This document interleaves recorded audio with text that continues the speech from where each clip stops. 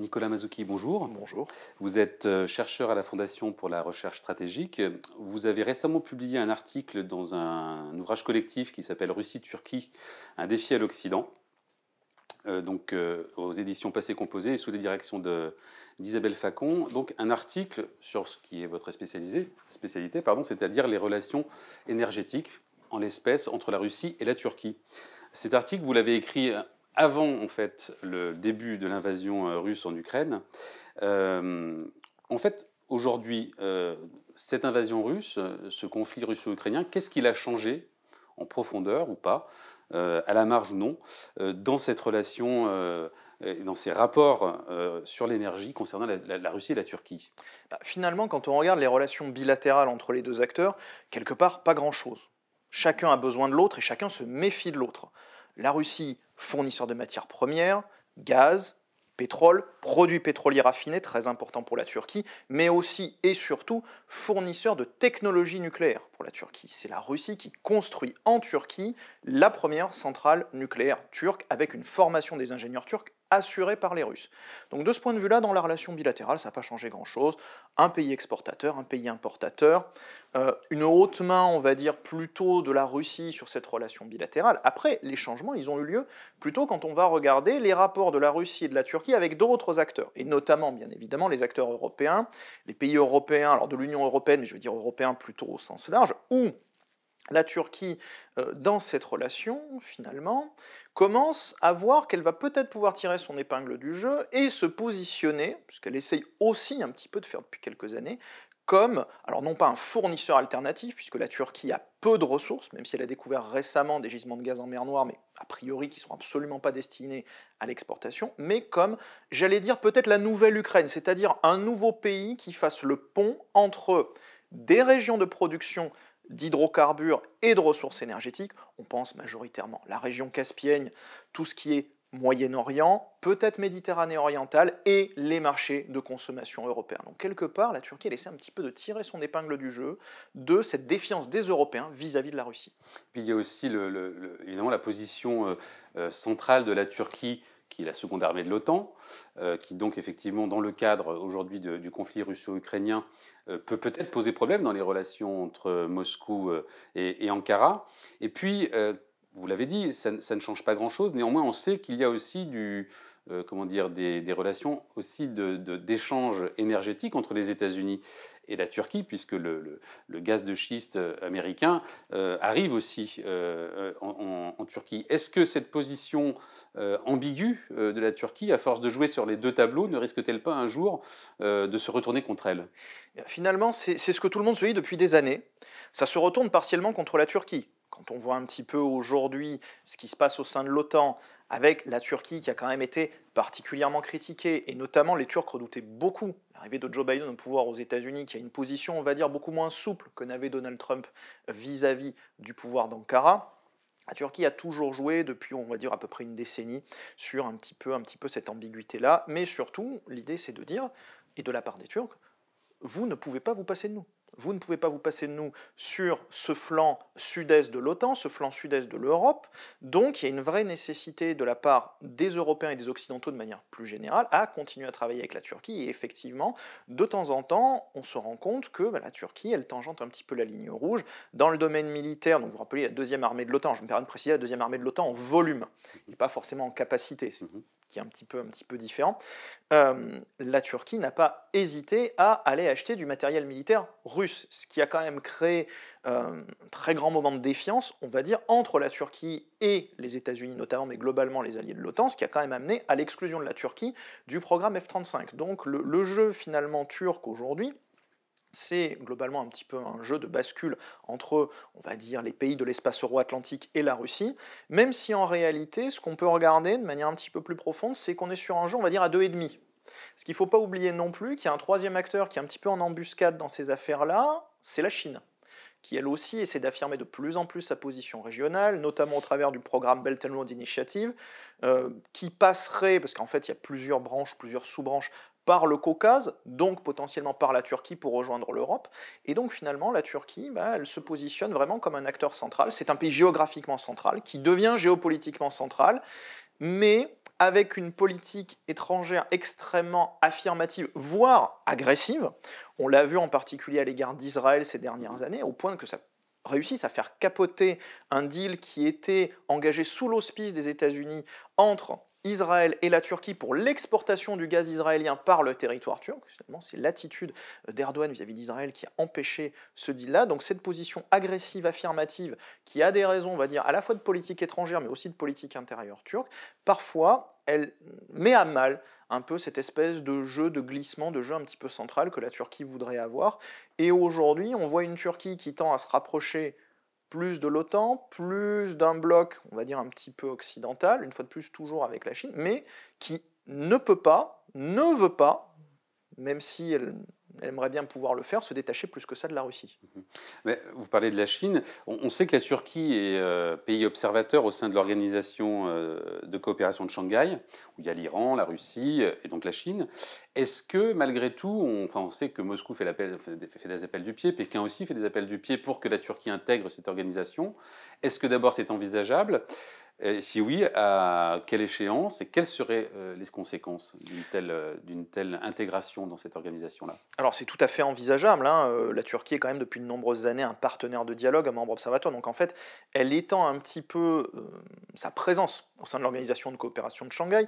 De la part de la Turquie, ça a un intérêt économique extrêmement fort, puisque un petit peu comme la Russie d'ailleurs, hein, on dit souvent la Russie en fait essaie de diversifier ses échanges qui étaient auparavant très concentrés vers l'Europe, maintenant beaucoup plus vers l'Asie, la Turquie aussi. La Turquie essaie de diversifier beaucoup ses échanges et ses partenariats, notamment vers l'Asie centrale ex-soviétique, qui est aussi une région d'intérêt, j'ai dire géopolitique pour la Turquie, au titre d'une forme de nationalisme turc qui est soit du panturcisme, soit du pantouranisme, donc soit une communauté ethnique, soit une communauté ethno-linguistique des pays turcophones, qui est beaucoup revendiquée par les partis nationalistes turcs, lesquels sont alliés à l'AKP d'Erdogan. Donc même en termes de politique intérieure turque, c'est extrêmement intéressant pour eux d'avoir cette ouverture beaucoup plus vers cette Asie centrale, qui est historiquement le cœur de l'organisation de coopération de Shanghai.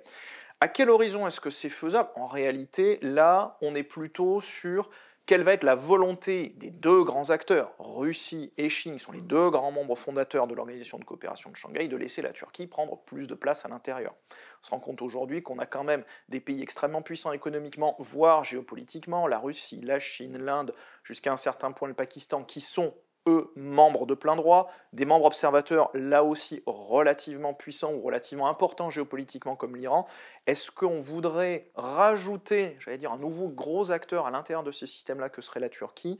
Là, il va falloir regarder plutôt qu'est-ce que la Turquie va pouvoir apporter et à Moscou et à Pékin pour obtenir un petit peu son adhésion finale. Vous parliez du Pakistan, puissance nucléaire. La Turquie, donc vous le disiez tout à l'heure, c'est la Russie qui développe en tout cas le nucléaire civil. Est-ce que, j'aurais deux questions sur le sujet nucléaire en Turquie, est-ce que on sait s'il y a aussi une volonté de développement nucléaire militaire avec la Russie? Et qu'en est-il du projet franco-japonais nucléaire qui devait être aussi lancé, qui devait fonctionner avec Ankara? Tout à fait. Alors, sur le nucléaire militaire, a priori, absolument aucun projet. À la fois parce que la Turquie fait partie de l'OTAN. Il faut le rappeler, alors c'est pas très évident pour nous Français parce que nous n'en faisons pas partie, nous ne faisons pas partie de la partie nucléaire de l'OTAN. Quand nous avons réintégré le commandement intégré de l'Alliance Atlantique, nous n'avons pas intégré un organisme qui s'appelle le Comité des plans nucléaires, mais les autres pays en font partie. Le Comité des plans nucléaires, ça en fait, ça constitue le cœur un petit peu de l'OTAN, sauf pour la France bien entendu, c'est que l'OTAN est une alliance nucléaire. Ça veut dire que les pays qui en font partie ont soit des capacités nucléaires, soit des obligations nucléaires, c'est-à-dire notamment leurs avions, par exemple, si on prend le cas de l'Allemagne, doivent avoir la capacité d'emporter des armements nucléaires, même si eux-mêmes ne sont pas des puissances nucléaires. Donc la Turquie, à ce titre-là, elle est déjà un petit peu une puissance nucléaire. Ça, c'est la première chose. La deuxième chose, et on l'a vu avec l'Iran notamment, si on parle de la Russie, comme n'importe quel autre État de la planète, n'a absolument aucun intérêt quel qu'il soit à faire de la prolifération nucléaire militaire, c'est-à-dire à créer à ses frontières un acteur, et d'autant plus la Turquie, qui est un acteur dont la Russie se méfie, il y a une vraie défiance mutuelle entre les deux, ils sont obligés de coopérer, parce que ça les arrange, mais en réalité, de manière très profonde, il y a une défiance, qui est une défiance historique, et même une défiance actuelle sur leurs ambitions géopolitiques. On l'a vu sur le dossier syrien, on l'a vu sur le dossier libyen, par exemple. Donc la Russie n'a strictement aucun intérêt à faire ça. Donc pour le coup, Sur la partie nucléaire militaire, a priori, rien d'important, ou tout au moins aucune volonté réelle des deux côtés. Sur la partie nucléaire civile, ce qu'il faut voir, c'est que la Turquie avait lancé un programme nucléaire civil extrêmement ambitieux, que la Russie avait obtenu au départ, donc cette fameuse centrale, cette centrale d'Akuyu, première centrale nucléaire de Turquie, parce que la Russie tenait absolument à l'avoir. Donc la Russie avait fait beaucoup de concessions sur le prix, et le problème, c'est que la Turquie a continué à avoir, on va dire, des exigences économiques très fortes.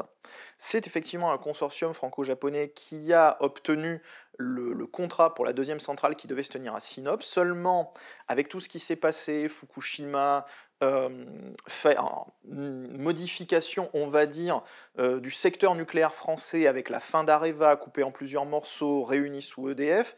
Donc, on va dire, la moindre volonté, voire la quasi-non-volonté japonaise de poursuivre ce genre de choses-là, puisque le secteur nucléaire japonais c'est complètement délité, plus tout ce qui s'est passé en France avec la fin d'Areva, bah, ça fait que ce contrat a fini par tomber. Donc ce contrat aujourd'hui n'existe plus, les acteurs s'en sont retirés, et les Turcs sont eux-mêmes en train de se questionner pour savoir si il y a une vraie nécessité à poursuivre un développement nucléaire fort. En fait, ce qu'ils attendent pour le moment, c'est de voir comment cette première centrale, fabriquée sur technologie russe, à Akuyu, va fonctionner. Qu'est-ce que ça va leur permettre? Qu'est-ce que ça ne va pas leur permettre?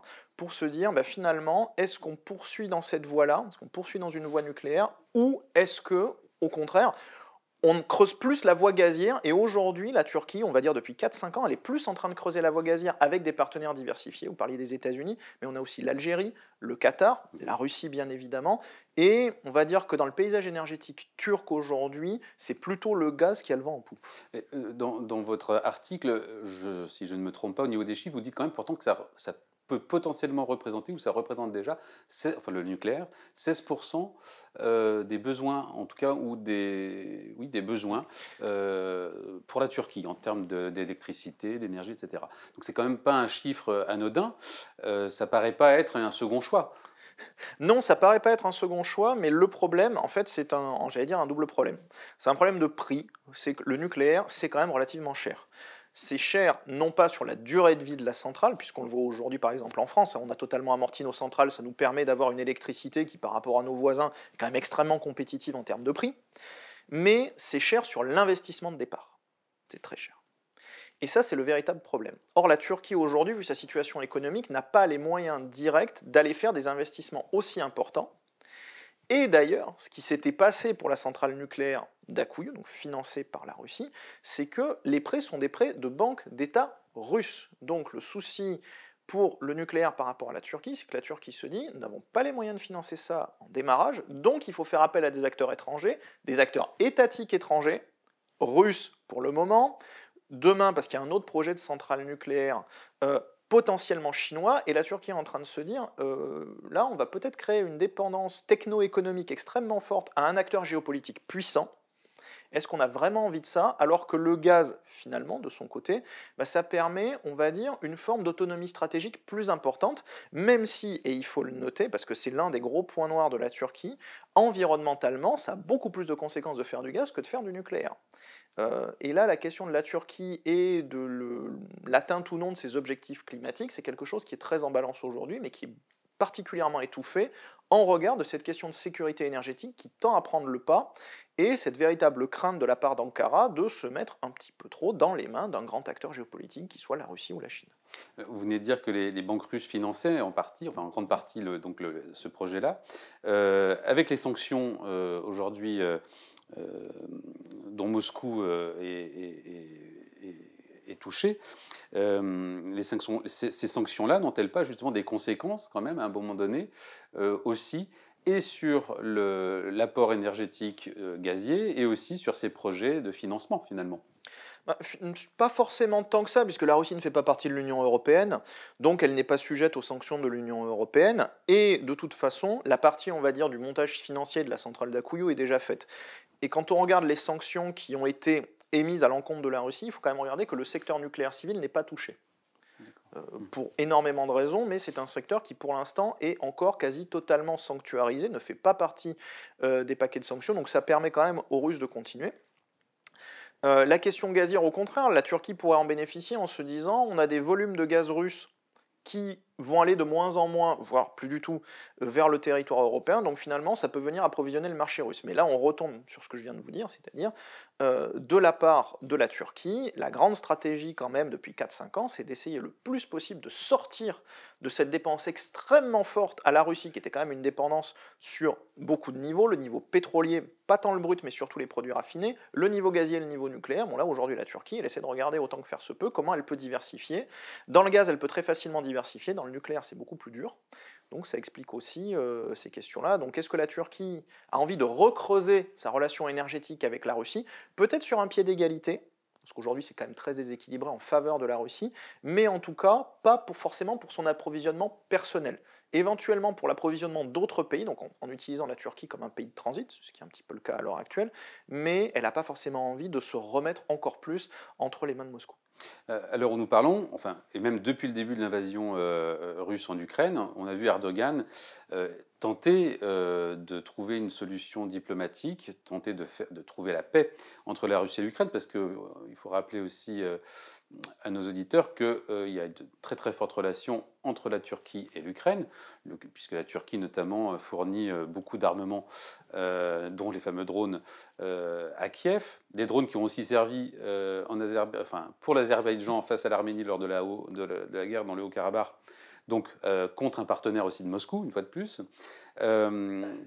Si cette guerre durait, elle semble qu'elle va durer, est-ce que quand même, à un moment donné, la Turquie ne va pas se retrouver à être obligée de choisir véritablement? Ou est-ce qu'elle peut tenir, comme en temps de paix, elle tenait en temps de paix relative, puisqu'on sait aussi que sur les terriens syriens et libyens, les deux pays se retrouvent parfois dans des intérêts complètement opposés. Mais si cette guerre durait, est-ce qu'à un moment donné, la Turquie ne sera pas obligée de choisir, effectivement, et donc, au fond, dans ma question, ne sera-t-elle pas obligée de choisir l'Union européenne, l'OTAN, l'Occident, pour la faire courte? Obligée de choisir, je ne sais pas. Ça me semble très difficile, sauf à imaginer, mais ce qui n'est absolument pas à l'ordre du jour actuellement, on va dire une confrontation ou une forme de confrontation plus importante avec l'OTAN. Puisque la Turquie étant un pays membre de l'OTAN, bah forcément, s'il commence à se passer des choses entre la Russie et l'OTAN, là, la Turquie sera obligée de choisir. Dans le domaine économique et dans le domaine de la relation avec l'Union européenne, la Turquie n'est, entre guillemets, qu'un partenaire de l'Union européenne. Elle ne fait pas partie, et rien ne l'oblige à choisir, et pour l'instant, elle a au contraire tout intérêt à ménager la chèvre et le chou, de manière très prosaïque, mais aussi... Même si quand même elle a beaucoup plus, à l'heure actuelle, me semble-t-il, plus d'intérêt avec l'Union européenne, il y a beaucoup plus de relations économiques et financières avec l'Union européenne. C'est justement là que j'allais en venir. Mais aussi, elle a intérêt à profiter de cette situation pour creuser un petit peu, si vous me passez l'expression, le double jeu, mais qui est le double jeu un petit peu historique de la Turquie dans le domaine énergétique entre la Russie et l'Union européenne, c'est-à-dire de jouer l'un et l'autre en même temps face à face. Donc là, elle a intérêt justement à continuer à creuser sa relation avec l'Union européenne comme un pays de transit alternatif à la Russie. La Turquie n'a pas de ressources, mais par contre, elle est un pont vers d'autres territoires de ressources, et à ce titre-là, il est aussi très intéressant de regarder on parlait de la Turquie comme, on va dire, médiateur dans ce conflit russo-ukrainien, mais il faut voir que ce n'est pas la première fois que la Turquie essaie de se positionner comme un médiateur international. En 2010, on avait eu une tentative, alors qui était une tentative turco-brésilienne, de se positionner tous les deux comme médiateurs, notamment dans le dossier nucléaire iranien. Et là aussi, la Turquie, elle a tendance à essayer un petit peu d'utiliser ces crises et ces conflits majeurs mondiaux pour se positionner, essayer de gagner en fait en position internationale, en réputation internationale. Et la question iranienne n'est pas du tout innocente, parce que s'il y a bien un pays qui a un intérêt très particulier à ce qu'il y ait un déblocage du dossier nucléaire iranien, c'est bien la Turquie. Parce que, pour des raisons simples, l'Iran et la Turquie sont partiellement reliés en termes d'infrastructures pétrolière et gazière, et demain, on pourrait imaginer, alors c'est très conditionnel et c'est très prospectif, mais qu'un déblocage du dossier nucléaire iranien permettrait à la Turquie de se positionner comme le pays de transit potentiel des hydrocarbures iraniens vers l'Europe. Et ça, la Turquie est en train de travailler à ça en ce moment. Et donc, véritablement, on voit comment Ankara est en train de développer un petit peu tous ses partenariats, Qatar, pays africains, Maghreb, Méditerranée orientale, Iran, pour devenir ce nouveau hub, donc cette nouvelle place de centralisation des hydrocarbures non russes, pour après une réexportation vers le marché européen. Mais ça n'est que l'approfondissement d'une stratégie que la Turquie a déjà entamée avec l'Union européenne depuis la fin des années 2000. D'ailleurs, à l'époque, suite aux tensions, ce qu'on appelait les guerres gazières entre la Russie et l'Ukraine, qui ont duré de 2006 à 2009. On parle beaucoup depuis le début de notre entretien, on part de la Turquie. On va inverser un petit peu le questionnement. Quel est l'intérêt de Moscou de bien s'entendre aujourd'hui avec la Turquie? On a compris les intérêts surtout géostratégiques. C'est plus une question de géostratégie que d'économie côté Moscou. Mais est-ce qu'il n'y a pas aussi un aspect, entre guillemets, de politique intérieure, de sécurité intérieure? Parce qu'en fait, la Turquie est très présente d'une manière ou d'une autre, enfin de deux manières en tout cas, au moins en Russie, que ce soit, ou du moins pour la Crimée avec les Tatars de Crimée, qui sont donc, font partie de ces peuples turciques dont Erdogan aime à se rapprocher. Et puis, il y a bien sûr les Tatars, tout simplement, les Tatars du Tatarstan en Russie, où on sait aussi que ce sont des lieux où il y a énormément de pétrole dans le coin. On sait qu'il y a parfois eu aussi des poussées islamistes dans le coin qui sont très dangereuses aussi pour Poutine. Cette dimension-là, est-ce qu'elle fait partie de la réflexion de Poutine, c'est-à-dire vraiment de protéger cette espèce de cheval de Troie turc dans son propre pays? Très probablement, mais j'allais dire au titre en fait de tout un ensemble de raisons qui font que Moscou a quand même intérêt à se garder, on va dire, les bonnes grâces ou tout au moins une certaine proximité euh, d'Ankara. Sur le domaine économique, il y a aussi un vrai intérêt. C'est-à-dire que la Russie, elle est quand même en train de perdre, alors pas de manière totale, mais de manière très importante, ses débouchés européens. Donc aujourd'hui, elle peut très difficilement se permettre de faire la fine bouche vis-à-vis d'autres partenaires. La Turquie reste un partenaire économique important, donc il y a aussi un intérêt économique à garder un petit peu la Turquie proche. Et puis surtout, pour la Russie, la Turquie, c'est une carte dans son jeu, le jeu international de la Russie, alors jusqu'à cette guerre en Ukraine, puisque là on est rentré dans un autre scénario, mais jusqu'à ce moment-là, et ça continue un petit peu aujourd'hui, c'est d'être un perturbateur stratégique sur la scène internationale. Or, avec une Turquie qui a une attitude ambivalente vis-à-vis de l'Union européenne, voire vis-à-vis de ses partenaires de l'OTAN, pour la Russie, c'est quand même un acteur extrêmement intéressant à utiliser. Justement, dans la question du rapport entre les différents États membres de l'OTAN, quelque part, ça a été l'acteur que la Russie a essayé d'instrumentaliser pour montrer, bien vous voyez, l'OTAN finalement ça marche pas vraiment, les gens sont pas d'accord entre eux, ça sert plus à rien. Donc il y a aussi intérêt à garder un petit peu la Turquie proche parce que cette ambiguïté turque, elle peut être aussi un petit peu instrumentalisée par la Russie. Et ça, pour les Russes, c'est pas forcément inintéressant d'aller paralyser ou d'aller limiter, on va dire, la vitesse de prise de décision à l'OTAN sur un certain nombre de choses. Donc il y a vraiment des intérêts qui sont entremêlés entre de la grande politique, des intérêts effectivement nationaux russes, locaux sur la question, on va dire, de cet arc qui va du Caucase jusqu'à la Libye et où Moscou est effectivement très inquiet de ce qui peut se passer, qui sont des vraies zones de projection sur lesquelles on va dire qu'il y a une vraie coopétition avec la Turquie. C'est-à-dire ils ne s'entendent pas, ils s'opposent, de manière indirecte, parfois militairement de manière indirecte, mais ils sont quand même obligés à un moment ou à un autre de signer la paix des braves et de voir quelle est la moins mauvaise des solutions pour tout le monde. Mais à ce propos, justement, ce sera un peu ma dernière question, on va revenir sur la mer Noire. Donc, on a vu Erdogan et toute sa diplomatie tenter de trouver une solution pour le blé, dans le cadre parce que ça crée une situation internationale dramatique, notamment dans les pays africains. Mais justement, sur cette mer Noire qu'on dit aujourd'hui être un lac russe, on a dit souvent que c'était un lac ottoman dans le temps. Aujourd'hui, on dit que c'est un lac russe, sauf que quand même, on sait que la Turquie maîtrise le droit international donne le droit précisément à la Turquie de gérer la mer Noire et particulièrement les détroits. La Russie joue énormément sur les mots, puisqu'on sait qu'ils font passer des bateaux remplis d'armes qui vont jusqu'en Syrie. On sait aussi probablement que la Turquie n'a pas de problème de blé, précisément parce que des bateaux russes aussi s'arrêtent dans les ports turcs pour filer du blé à la Turquie. Mais là, quand même, la Turquie a en main un outil de pression assez considérable.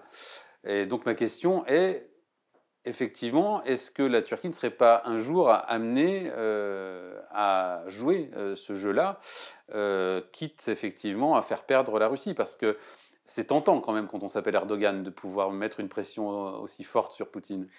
Alors c'est tentant, effectivement, et si je suis votre raisonnement jusqu'au bout, qui est tout à fait juste, ce qu'il faut voir, c'est que oui, la Turquie a officiellement, entre guillemets, le contrôle des détroits. Enfin, les détroits, ils sont quand même régis par la Convention de Montreux. Mhm. Donc la Turquie, elle n'a le contrôle que jusqu'à un certain point. Par contre, le percement du canal Istanbul, qui est donc un canal artificiel, parallèle, lui, ne serait pas régi de la même manière. Donc là, la Turquie, pourquoi est-ce qu'elle perce ce canal Istanbul? Bon, c'est déjà pour éviter une partie du trafic dans les détroits, parce que ça crée quand même énormément de problèmes, mais aussi pour avoir un contrôle beaucoup plus abouti qu'elle ne l'a au titre de la Convention de Montreux sur les détroits actuels. Donc il y a ça aussi à prendre en compte. Après, toute la question, c'est de dire, oui, ça serait faisable, mais est-ce que la Turquie aurait intérêt à le faire? Imaginons, allons jusqu'au bout du scénario, la Turquie le fait. Très bien. Est-ce que la Turquie a des alternatives à ce moment-là, autres que celle de se rapprocher, de manière, j'allais dire, un petit peu contrainte et forcée, de l'Union européenne et de l'OTAN et des États-Unis? Pour l'instant, la Turquie se retrouverait un peu pieds et poings liés. Parce que pour la Turquie, c'est très intéressant d'avoir toujours la Russie qu'elle peut brandir un petit peu comme un épouvantail. En plus, les Russes, c'est très bien, ils acceptent très facilement ce rôle d'épouvantail. Brandir un petit peu cet épouvantail pour obtenir des choses de ses partenaires otaniens et des partenaires européens. Pour l'instant, la Chine n'est pas un acteur qui est suffisamment présent, même si c'est un acteur en croissance très rapide dans la région. Donc, on ne pourrait pas remplacer, côté turc, la Russie par la Chine. Pas encore. Peut-être, si à un moment il y a une possibilité de remplacer la Russie par la Chine et donc d'avoir un nouvel épouvantail à brandir en face des Occidentaux, pourquoi pas, mais en l'état, absolument pas. En l'état, au contraire, c'est toujours très utile d'avoir cette carte russe à sortir et de dire, regardez, si vous n'êtes pas gentil avec moi, si vous ne cédez pas à mes volontés, moi c'est facile, je vais aller à Moscou. Alors, dernière question, véritablement dernière question, mais qui maîtrise le jeu aujourd'hui entre Moscou et Ankara? Personne. Les deux se maîtrisent, se neutralisent, coopèrent et s'affrontent en même temps. C'est tout le principe de la coopétition, c'est qu'on peut coopérer sur certaines zones, s'affronter sur d'autres, coopérer et s'affronter en même temps au même endroit. Et aujourd'hui, on est véritablement un peu sur une espèce de dynamique à deux, où chacun essaie de tirer la couverture à lui. Alors certains y arrivent dans des domaines, d'autres dans d'autres domaines, et in fine, l'idée c'est quand même de réussir à ce que chacun prennent la part du gâteau la plus grosse possible. Mais plus une grossit, plus l'autre diminue, et donc forcément on se retrouve dans cette dynamique un peu étrange. Les deux se sont longtemps entendus sur le dos, entre guillemets, de l'Occident, mais on voit qu'aujourd'hui c'est plus tout à fait ça, les choses ont beaucoup évolué, et cette question de la guerre en Ukraine, en fait, rebat totalement les cartes. Tant qu'on était sur une position de perturbation stratégique de la Russie, c'était beaucoup plus simple. Aujourd'hui, quand même, on est sur un conflit ouvert, et là, les choses sont beaucoup moins claires.